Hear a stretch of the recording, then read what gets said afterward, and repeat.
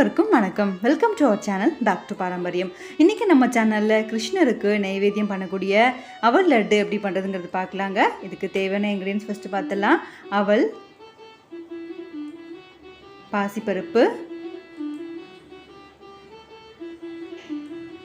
துருவிய தேங்காய், வெல்லம் நல்லா பவுடர் பண்ணி வச்சுக்கோங்க,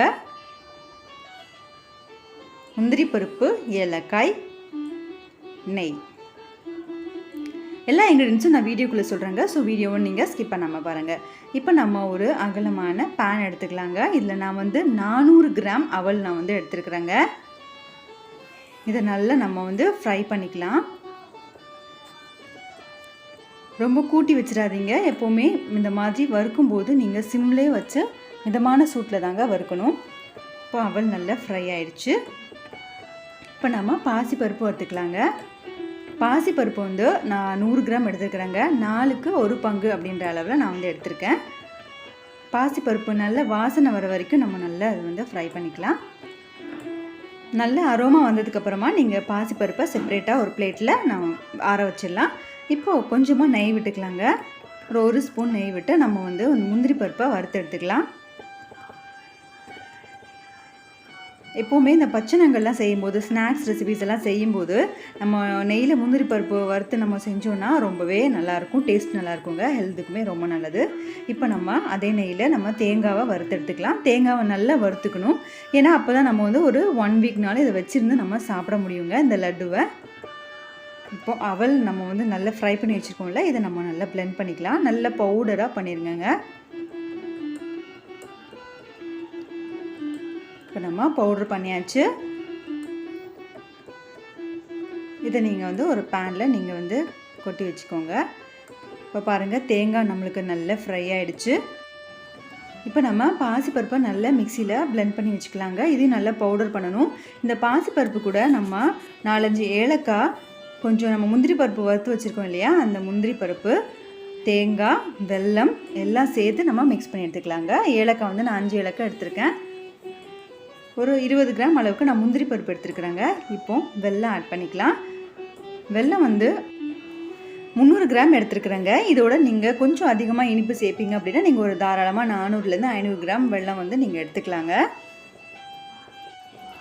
நம்மளுடைய மிக்ஸ் ரெடி ஆயிடுச்சுங்க. இதை நம்ம ஏற்கனவே வறுத்து திரிச்ச அவல் கூட நல்லா மிக்ஸ் பண்ணி விட்டுருங்க. கை வச்சு நல்லா மிக்ஸ் பண்ணிடுங்க. இல்லை உங்களுக்கு கொஞ்சம் கஷ்டமாக இருந்தது அப்படின்னா நீங்கள் திரும்பவும் மிக்ஸி ஜாரில் இதை பாதி பாதியாக போட்டு நீங்கள் பிளெண்ட் பண்ணி எடுத்துக்கலாங்க. இப்போ ஒரு பாத்திரத்தில் நம்ம நல்லா நெய் சூடு பண்ணிக்கலாம். இதை 2 டைப்பாக நான் செஞ்சுருக்கேன். ஒன்று நெய் ஊற்றி பிடிச்சிருக்கேன், இன்னொன்று பால் ஊற்றி பிடிச்சிருக்கேங்க. ரெண்டுமே ரொம்ப டேஸ்டியாக இருந்தது. இப்போ நெய் நல்லா சூடாயிடுச்சு. நம்ம கொஞ்சம் கொஞ்சமாக நெய் ஆட் பண்ணி நம்ம இந்த லட்டு பிடிச்சிடலாம். நல்லா சூடாயிடுச்சு. இப்போ நம்ம லட்டு பிடிச்சிடலாங்க. நம்ம நெய் ஊற்றி நம்ம செஞ்சோம் அப்படின்னா ஒரு 4 to 5 days இல்லை ஒரு 1 வீக் வரைக்கும்னாலும் இதை நம்ம வச்சுருந்து சாப்பிட்லாங்க. நம்ம தேங்காவை நல்லா வறுத்து ஆட் பண்ணியிருக்கிறதுனால இது ஒரு 5லேருந்து 6 நாள் வரைக்கும் இதை வச்சுருந்து சாப்பிட்லாங்க. நீங்கள் ஒரு ஏர்டைட் பாக்ஸில் வச்சு நீங்கள் மூடி வச்சிட்டிங்கன்னா நீங்கள் ஒரு 4 to 5 days தினமும் குழந்தைங்களுக்கு ஒன்று கொடுக்கலாங்க. நம்ம பால் ஊற்றி நம்ம பிடிச்சோம் அப்படின்னா நம்ம உடனே நம்ம சாப்பிட்டு அதை காலி பண்ணிடணும். அடுத்த நாள் இருந்தால் அது கெட்டு போயிடுங்க. பாருங்கள், நம்மளுடைய நெய் லட்டு சூப்பராக ரெடி ஆகிடுச்சு. கிருஷ்ணரை காமனாகவே பெண்களுக்கு ரொம்ப பிடிக்குங்க.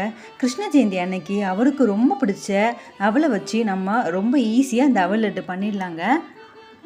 இந்த அவல் எல்லாருக்கும் ஈஸியாக கிடைக்கிற ஒரு பொருள் தாங்க. எல்லாருமே நம்ம பக்கத்து ஸ்டோரில் கூட கிடைக்கும்னு வைங்களேன். அதனால் டக்குன்னு குயிக்காக செய்யக்கூடிய ரெசிபி இது. நம்ம கிருஷ்ணருக்கு இதை நைவேத்தியமாக வச்சுட்டு நம்மளும் இதை சாப்பிட்லாம். குழந்தைங்களும் விரும்பி சாப்பிடுவாங்க. நான் இதில் பாசிப்பருப்பு ஆட் பண்ணி செஞ்சுருக்கிறேங்க. குழந்தைங்களுக்கு கொடுக்கணும் அப்படின்றதுக்காக நான் இதில் பாசிப்பருப்பு ஆட் பண்ணி செஞ்சுருக்கிறேங்க. இந்த பாசிப்பருப்பு, நெய், வெல்லம், ஏலக்காய், தேங்காய், இந்த அவல் எல்லாம் சேர்ந்து நம்ம வறுத்து பொடி பண்ணி லட்டு செய்யும்போது ரொம்பவே அரோமா சூப்பராக இருக்குங்க. நெய் வச்சு பிடிச்சதும் ரொம்ப நல்லா இருந்ததுங்க. பால் வச்சு பிடிச்சதும் ரொம்பவே நல்லா இருந்தது. ரெண்டுமே குழந்தைங்க விரும்பி சாப்பிட்டாங்க. கண்டிப்பாக இந்த கிருஷ்ண ஜெயந்திக்கு இந்த லட்டு ரெசிபியை நீங்கள் கிருஷ்ணருக்கு வச்சு நைவேத்தியமாக பண்ணிவிட்டு நீங்களும் சாப்பிடுங்க. ஹெல்த்தியாக இருங்க.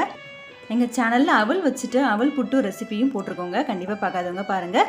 இந்த வீடியோ உங்களுக்கு பிடிச்சிருந்தா லைக் பண்ணுங்கள், ஷேர் பண்ணுங்கள். மறக்காமல் பேக் டு பாரம்பரியம் சேனலை சப்ஸ்கிரைப் பண்ணிக்கோங்க. தேங்க்யூ. தேங்க்ஸ் ஃபார் வாட்சிங்.